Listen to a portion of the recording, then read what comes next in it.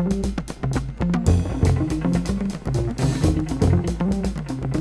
thème de ce matin portera sur la question de sortir de nos organisations pour aller vers les jeunes et leur communauté. Je vais vous présenter à l'instant les prochains interlocuteurs. J'aimerais quand même dire qu'il y a beaucoup de choses qui ont été soulevées en cours de semaine, des éléments de réflexion avec lesquels on pourra faire des liens. J'ai résisté depuis 3 jours à vouloir toujours rajouter des affaires pour tricoter des liens de ce qui se disait, puis ce que moi j'avais à dire. D'autres collègues aussi ont vraiment essayé de peaufiner ce qu'ils ont à vous livrer en lien avec les préoccupations qui ont été énoncées en cours de semaine. Alors, pour introduire ce thème d'aujourd'hui, j'ai choisi effectivement donc d'introduire un peu les grands principes de l'intervention de proximité. Il y a plusieurs façons d'aborder cette thématique-là. Je vais emprunter celle qui est la mienne pour utiliser le travail de rue à la fois dans sa spécificité, mais tout au long de la présentation, je vous invite à faire le pont entre ce que je vais parler du travail de rue et plusieurs autres approches de proximité qui s'inspirent plus ou moins des mêmes fondements, mais question d'avoir un petit peu plus d'application concrète, je vais le relier directement au travail de rue. Une autre chose, j'aimerais aussi peut-être dire parmi les jeunes qui sont présents, ça a été beaucoup nommé la préoccupation que nous, qui avons le micro en avant, adaptions notre langage, tenons compte ou qu'on tienne compte de la réceptivité du message qu'on a livré. Et j'ai un petit peu angoissée sur certains gros mots que je vais utiliser de temps en temps. Alors, si jamais ces mots-là ne sont pas compréhensibles, bien, vous m'interpellerez. Mais j'ose espérer que dans l'ensemble, on va pouvoir quand même suivre le sens de la réflexion. Puisque le travail de rue, en quelque sorte, c'est une pratique assez simple, mais dont les conditions sont parfois complexes à mettre en place pour assurer l'exercice d'une pratique fondamentalement axée sur le lien social et la relation. Bon, par là, voilà. Donc, aller vers les jeunes et la communauté, pourquoi, pour qui, au nom de qui, auprès de qui, comment, jusqu'où? Je pense que ça fait partie des questions qu'on a à se poser dans cette idée-là, qui est très valorisée depuis peut-être de plus en plus une vingtaine d'années, d'aller vers les populations qui sont plus difficiles à rejoindre par les organisations. Donc, aller vers les gens, ça veut dire de renégocier un peu la légitimité de la relation d'intervention qu'on veut établir, parce que ça veut dire que plutôt que les gens viennent au sein des organisations demander, chercher un service, on se permet de s'introduire dans leur propre univers de vie, dans leurs espaces privés ou publics. Et donc, il y a une réflexion d'entrée de jeu à faire de où on part, nous, d'où on sort pour aller vers les personnes et pour quelles raisons on veut y aller et pour quelles raisons ils nous accueilleraient dans leur espace. Donc ça, c'est en trame de fond des pratiques de proximité. Et dans la très grande valorisation qu'on a aujourd'hui de l'intervention de proximité, je pense que c'est d'entrée de jeu un filtre qu'on doit se poser pour pas qu'on devienne des colonisateurs des espaces de vie des gens pour venir leur livrer des services. Donc, je pense qu'il y a un a priori important, critique à avoir d'entrée de jeu. Aller vers les personnes, ça veut dire exercer un certain rapprochement. Ça veut dire qu'on veut aller plus près des gens. Aller plus près des gens, ça veut dire d'abord aller plus près d'un point de vue géographique, territorial, donc identifier les lieux où sont ces gens. Mais se rapprocher dans leurs espaces géographiques, il faut le faire en tenant compte aussi de leur culture. Ça veut dire être capable de se rapprocher de l'univers de sens, des symboles, des habitudes de vie des gens, de se familiariser avec leur univers. Se rapprocher, ça veut dire aussi se rapprocher sur le plan relationnel. Quand on va dans la vie des gens, bien sûr, on est obligé d'établir un autre mode relationnel qu'un mode strictement formel qu'on pourrait exercer dans des cadres beaucoup plus institués. Ça peut impliquer aussi le fait qu'on veuille aller vers les gens, un rapprochement au sens méthodologique. Je vais y revenir tout à l'heure sans réutiliser le mot méthodologique, mais ça veut dire de développer nos façons de faire, nos modes d'action, nos interventions, en les collant un peu plus à la façon dont les gens vivent, en utilisant leurs ressources, leur potentiel, donc en n'utilisant pas juste nos gros dispositifs, notre artillerie lourde d'intervention. Ce que ça veut dire aussi, se rapprocher des gens, ça veut dire aussi prendre conscience de la position stratégique qu'on a dans leur univers et le rôle d'entre-deux, de maillon qu'on peut avoir entre des gens plus ou moins marginalisés et des organisations, des institutions qui possèdent des ressources, des services à leur livrer. Donc, il faut réfléchir dans quelle posture on se place dans cette position-là stratégique d'entre-deux.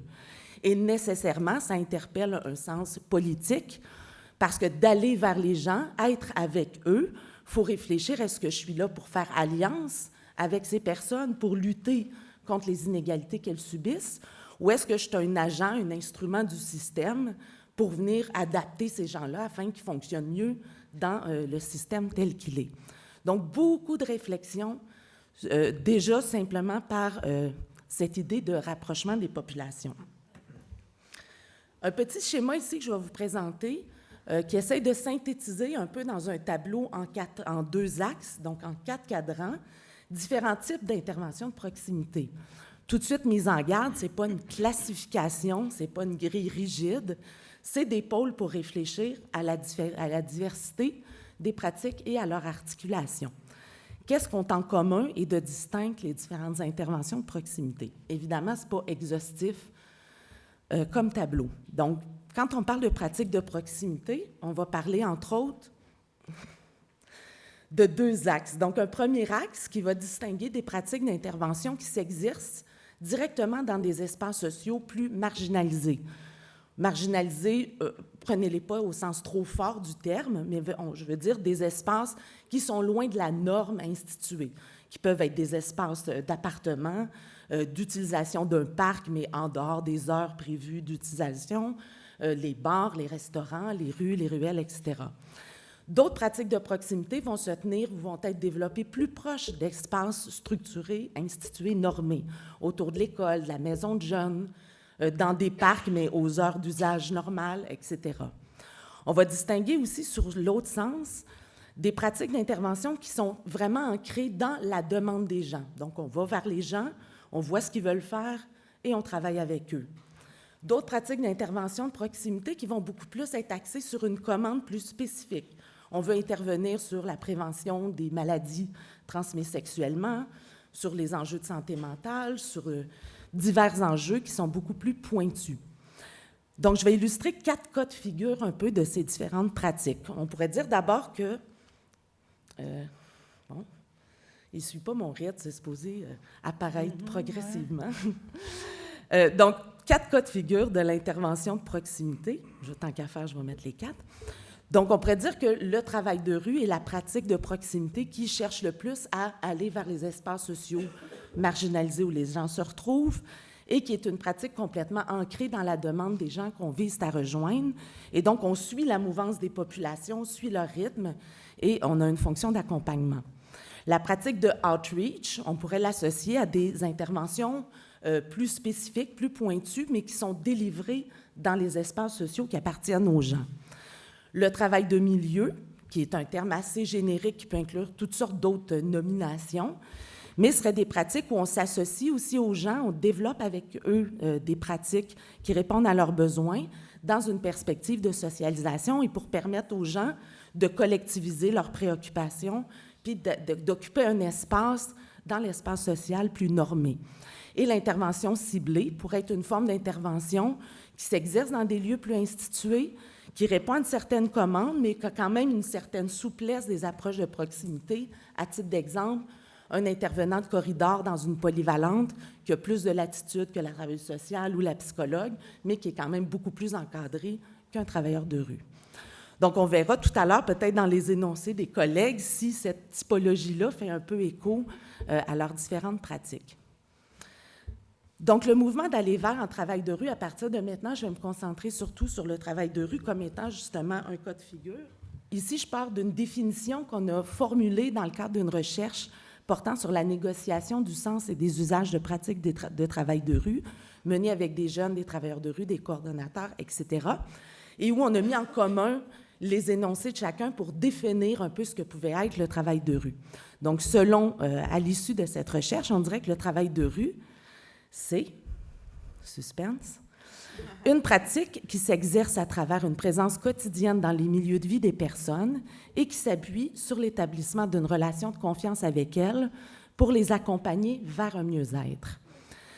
Les 4 segments de cette définition-là, c'est sur ça que je vais baser la suite de la réflexion, en décortiquant ces 4 segments-là pour voir un peu plus en profondeur c'est quoi que ça comporte comme atout, comme processus, comme exigence d'effectivement se rapprocher des gens ainsi, puis créer un lien, puis de les accompagner de manière significative. Le travail de rue, on pourrait dire que la logique sur laquelle elle s'appuie, c'est une logique qu'on appelle de propension.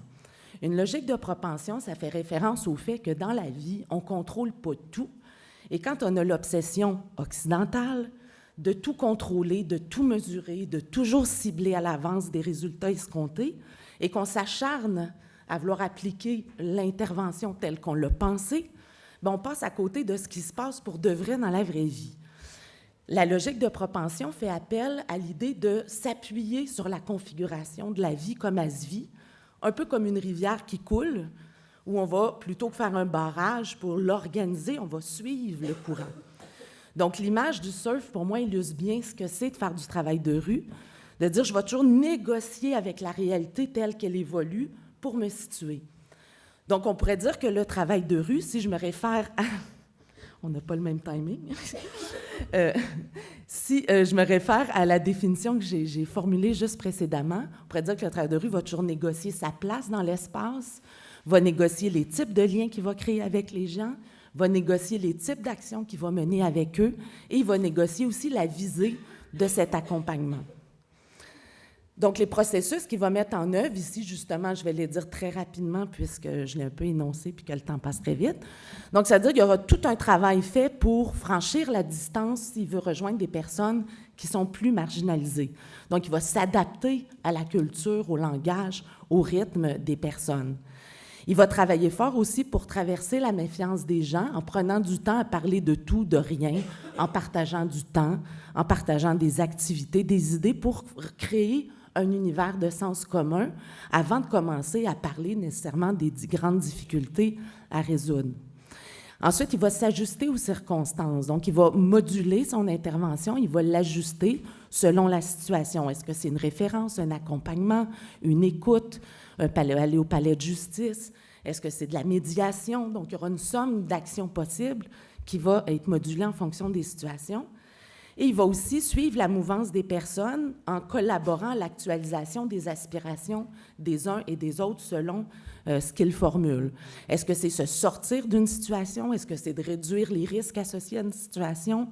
Est-ce que c'est juste de vivre au quotidien, de survivre? Donc, il va s'ajuster à ces situations-là. Donc, ces processus... un des éléments sur lequel je n'approfondirai pas, mais qui est au centre des enjeux de la proximité, qui a été énoncé un peu par les acteurs cette semaine, c'est toute la tension entre la dimension nécessairement informelle et formelle qui doit traverser la relation dans un contexte d'intervention de proximité. Donc, il y a toujours une tension à négocier entre une certaine proximité relationnelle nécessaire et aussi une distance professionnelle pour continuer de jouer un rôle dans la vie des personnes. D'ailleurs, une jeune disait, une travailleuse de rue, c'est comme genre entre la travailleuse sociale puis la personne aidante naturelle. D'autres disaient, non, je vais laisser. Donc, ça exige de la part des acteurs, des travailleurs de rue, mais aussi des autres intervenants de proximité, de la patience, de la résistance au sentiment d'inutilité, de la persévérance. Dans une pratique comme celle-là, il ne faut pas espérer des résultats concrets, mesurables dès nos premiers instants. Et donc, ça veut dire que les organisations doivent fournir du temps pour réfléchir, du temps pour prendre du recul. On doit être capable d'être authentique, d'être tolérant à l'ambivalence et flexible sur le plan de l'identitaire quand les jeunes, par exemple, nous considèrent comme un ami, alors que nous, on se positionne comme intervenant. On n'est pas obligé à tout bout de champ de dire « non, non, non, je ne suis pas ton ami ». Comment qu'on deal cette relation-là sans tomber dans la confusion. Donc, avoir une équipe au sein de laquelle on est ancré dans son identité va vraiment pouvoir être aidant. Il faut être capable d'être polyvalent, d'être souple, d'être capable de s'adapter. Donc, il faut avoir de la latitude, de la marge de manœuvre, de l'espace pour avoir des stratégies d'intervention. Et il faut aussi avoir confiance en la vie, confiance aux autres pour soutenir les gens dans le développement de leur autonomie. Quelques défis très rapides, quelques enjeux. Un des premiers enjeux soulevés par ce type de pratique d'intervention de proximité, c'est le défi de prouver que c'est efficace, alors que les conditions d'adéquation d'une telle pratique, ça veut dire de respecter le rythme des gens, ça veut dire de développer une relation significative, de les considérer dans leur globalité, de respecter leurs choix et aspirations. Or, dans le monde dans lequel on vit, dans l'organisation des services, une telle approche globale, ces retombées plus spécifiques sur telle ou telle problématique vont souvent être difficiles à prévoir, difficiles à observer, difficiles à isoler, difficiles à mesurer. Donc ça, c'est un des grands défis de l'intervention de proximité. Un autre élément sur lequel j'aurais aimé approfondir, c'est aussi les enjeux de la portée d'une telle intervention. Donc, on pourrait voir assez, entre guillemets, facilement la portée que ça peut avoir dans la vie des personnes, d'être entendues, d'être écoutées, d'être soutenues au quotidien. Donc, la portée au niveau interindividuel avec la famille, etc., aussi, c'est relativement envisageable. Mais on peut se poser la question, comment, et là c'est vraiment une des phrases savantes de la diapo, comment on négocie la tension entre la solution qui est effective, donc qui a un impact dans la vie de la personne ici maintenant, par exemple aider à avoir un panier alimentaire, à régler une petite situation. Donc, entre cette efficacité-là immédiate, mais le fait que peut-être on n'a pas d'impact sur les inégalités qui fait que cette personne-là n'a pas accès à de la nourriture de façon adéquate. Donc, il peut y avoir une tension à être juste dans une logique d'accompagnement individuel et de cumuler des observations sur des inégalités sociales et de continuer à seulement accompagner chacun un à la fois dans ses réalités. Ça veut dire qu'il faut être capable de mesurer la portée communautaire, la portée sociale de l'action, et ça exige des acteurs de proximité de faire remonter leurs observations, de faire remonter et d'interpeller les décideurs, les acteurs de la communauté pour agir sur les déterminants sociaux qui influencent cette situation-là. Donc, ça interpelle la question de la posture de proximité. Ce n'est pas seulement une posture de moi comme individu. Je suis proche des personnes. Moi, comme individu, j'incarne une profession, une organisation, j'incarne à la limite un peu la société. Et donc, je dois me voir comme un maillon d'une chaîne de solidarité et donc travailler à développer des liens avec des poteaux, des relais, des réseaux, des alliances, des coalitions pour que je me sente d'une part aussi moins seule avec la lourdeur du sort des gens qui souffrent, mais aussi pour faire en sorte qu'on change les conditions dans lesquelles les gens évoluent et qu'on soit congruent entre le lien qu'on a interpersonnel avec eux et la représentation qu'on en fait sur le plan social. Voilà, merci.